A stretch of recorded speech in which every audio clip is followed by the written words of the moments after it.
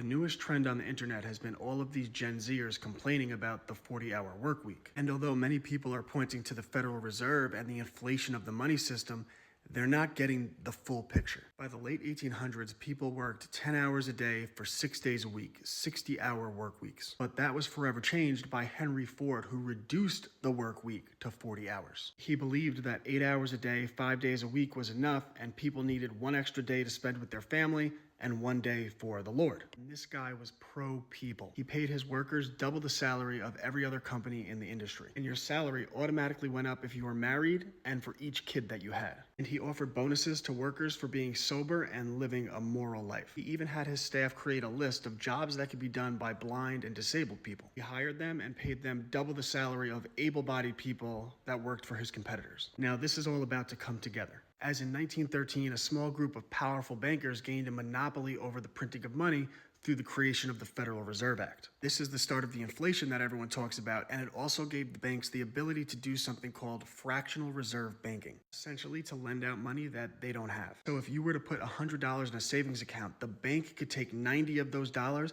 and lend them out to someone else. You still have the right to that $100, so now there's $190 in circulation. But the banks could charge interest on the person they gave the loan to, the $90. And this is how they started to get everyone into debt. This would be amplified in the 1960s when Lyndon B. Johnson passed the Great Society. The banks could now give out loans to everyone. All of a sudden, everyone had a mortgage, everyone had a college loan. But by guaranteeing there'd always be a supply of money for houses and for college, they also guaranteed the price of those things would go exponentially higher. So at first it was great. Everyone gets a house, everyone gets college. But by the time Gen Z got here, you can't go to college, you can't get a house without going into crippling debt. Now that's what you call laughing all the way to the bank, because the banks are paid interest on all of that debt. In fact, most people are shocked when they find out that the majority of our federal income taxes go to paying back interest on debt. It doesn't go to infrastructure or the military. It goes to paying back the banks for the money that they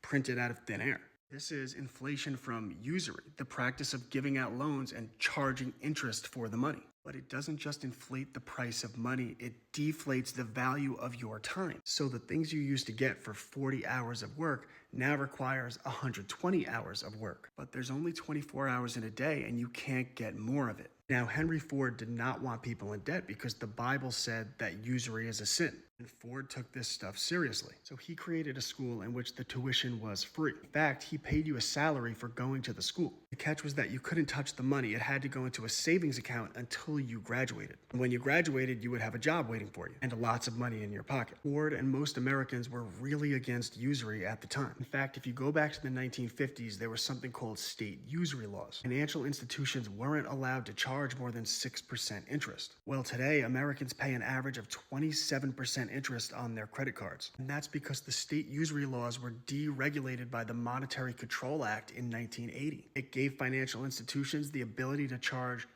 as much interest as they wanted. But again, that wouldn't have been a problem under Ford because he had his own credit program in which you could buy a car from him on credit but pay 0% interest. It required a down payment and preset installments, but no interest, no usury. And this practice of usury, which wasn't always the norm in America before 1913, would ultimately steal the wealth from our future, hence the crying Gen Zers. And that usury, along with the free trade lie, would ultimately steal America's wealth, our jobs. But I'll get into that another day. Check out my books on how information is controlled, rights fundamental to being an American, the history of the banking system, the history of fake news, and much more. And my homeschool company if you want me teaching your kids. ClassicalLearner.com.